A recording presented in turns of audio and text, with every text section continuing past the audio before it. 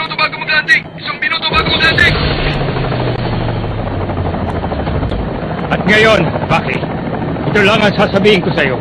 Huwag kang maniniwala na 5 tao lang ang makakalaban mo. Pagsisimula na ang laban kapag bumaba ka na.